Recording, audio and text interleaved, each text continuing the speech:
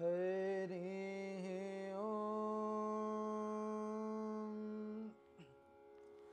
सहना भवतु सहनौ भुनक्तु सह वीर्यं करवावहै तेजस्विनावधीतमस्तु मा विद्विषावहै। ॐ शान्ति शान्ति शान्तिः। ॐ जय श्री कृष्ण चैतन्य प्रभु नित्यानंद श्री अद्वैत गदाधर श्रीवासादि गौर भक्त वृंद। हरे कृष्ण कृष्ण कृष्ण हरे हरे हरे राम राम राम हरे हरे। अतः स्वस्ति वाचन। ॐ पुनन्तु मा देवजनाः पुनन्तु मनसा धियाः पुनन्तु विश्वा भूतानि जातवेदा पुनीहि माम्। ॐ अस्य कर्मणः पुण्याहं भवन्तो ब्रुवन्तो ॐ पुण्याहं ॐ पुण्याहं ॐ पुण्याहं ॐ उद्गादैव सगुणेशामागायसि ब्रह्मपुत्रैव सवानेषु संससि विश्वेव वाजी शिशुमतिरपित्या सर्वतो नः सकुने भद्रमावादा विश्वतो नः शकुने पुण्यमावादा। ॐ अस्य कर्मणः स्वस्ति भवन्तो ब्रुवन्तो आयुष्मते स्वस्ति। ॐ स्वस्ति ॐ स्वस्ति ॐ स्वस्ति ॐ स्वस्ति नो इन्द्रो विद्रस्रवाः स्वस्ति नो पूषा विश्ववेदाः स्वस्ति नोस्तारक्षो अरिष्ठनेमिः स्वस्ति नो बृहस्पतिर्ददातु। ॐ अस्य कर्मणः रिद्धिं भवन्तो ब्रुवन्तो ॐ रिद्ध्यताम् ॐ रिद्ध्यताम् ॐ रिद्ध्यताम् ॐ रिद्ध्यामस्तोमं सनुयाम वाजमानमन्त्रं सरदेहोपायातं यशो न पक्वं मधुगो सुअन्तरा भूतं सो अस्विना कामं मत्परः। ॐ स्वस्ति नो गोविन्दः स्वस्ति नो अच्युतानन्तौ स्वस्ति नो वासुदेवो विष्णुर्ददातु स्वस्ति नो नारायणो नरो वै स्वस्ति नो पद्मनाभपुरुषोत्तमो ददातु स्वस्ति नो विश्वक्सेनो विश्वेश्वरः स्वस्ति नो ऋषिकेशो हरिर्ददातु स्वस्ति नो वैनातेयो हरिः स्वस्ति नो अञ्जनासुतो हनुर्भागवतोर्ददातु स्वस्ति स्वस्ति सुमङ्गलैकेशो महान् श्रीकृष्ण सच्चिदानन्द घन सर्वेश्वरेश्वरोर्ददातु। ॐ शान्ति शान्ति शान्तिः। अतः पुरुषसूक्तम्।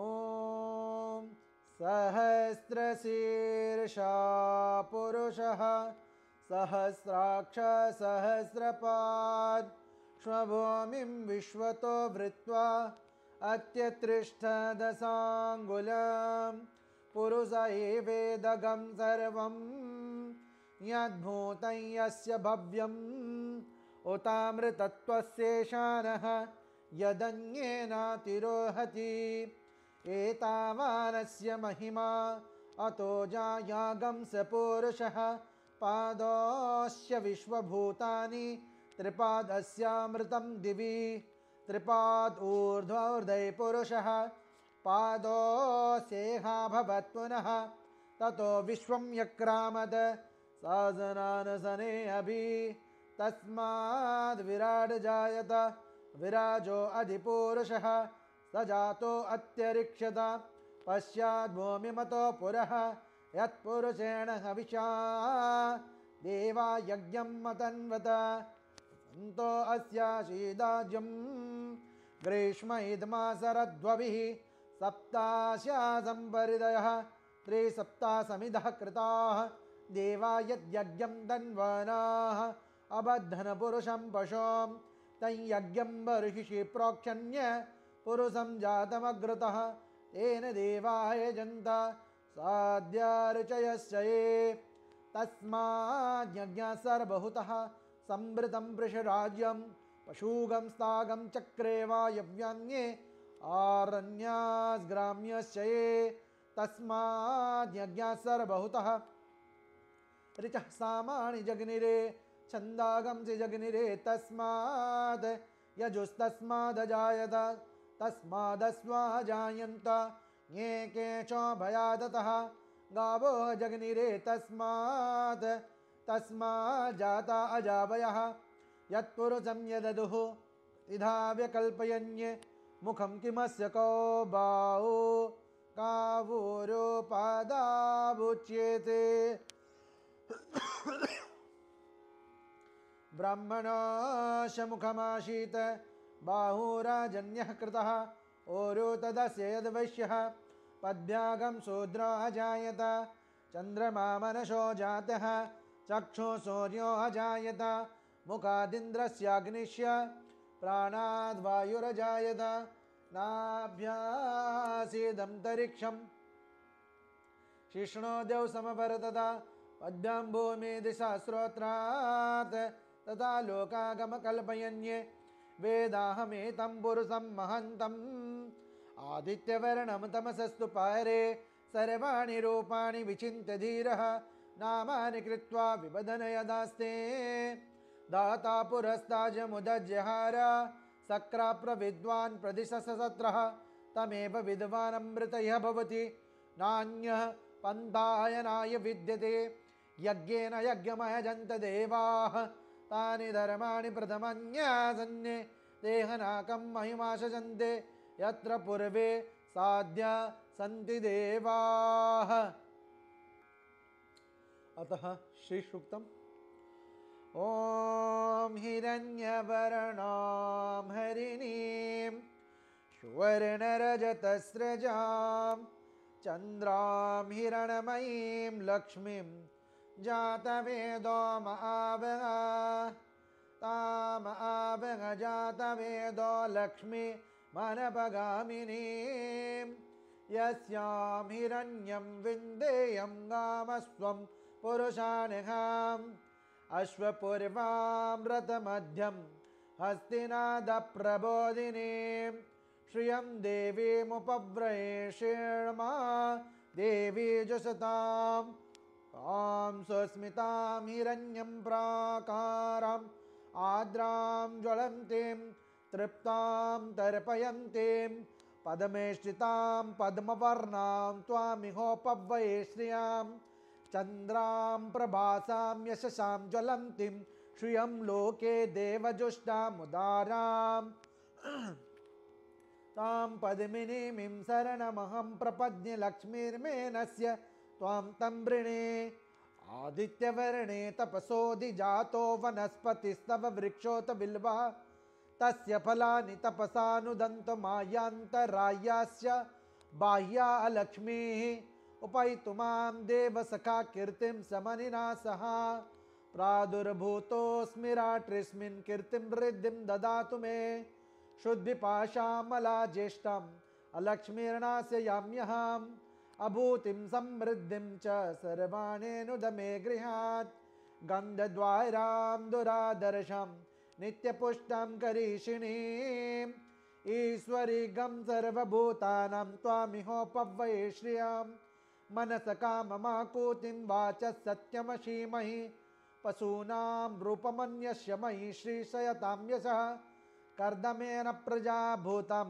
मयि संभव कर्दमा श्रियं वाशय मे कुले मातरं पद्ममालिनीम् आपसृजन्तु शिग्धानि चिक्लेतवस मे गृहे निच देवीं मातरगं श्रियं वासय मे कुले आद्रां पुष्करिणीं पुष्टिं पिङ्गलां पद्ममालिनीं चन्द्रां हिरणमयीं लक्ष्मीं जातवेदो महावः आद्रां यत्करिणीं यष्टिं सुवर्णां हेममालिनीं सूर्यां हिरणमयीं लक्ष्मीं जातवेदो महावः तामहावः जातवेदो लक्ष्मीमनपगामिनीं यस्यां हिरण्यं प्रभूतं गावो दास्यो स्वन्ये विन्देयं पुरुषाणः ॐ महादेव्यै च विद्महे विष्णुपत्न्यै च धीमहि तन्नो लक्ष्मी प्रचोदयात् ॐ धनुर्धराय विद्महे सर्वसिद्धयै च धीमहि तन्नो धरा प्रचोदयात्।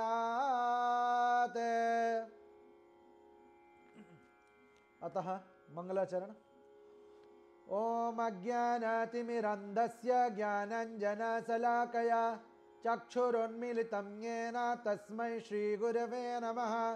श्रीचैतन्यमनोभीष्टं स्थापितं येन भूतले स्वयं रूपा कदा मह्यं ददाति श्वः पदान्तिकं।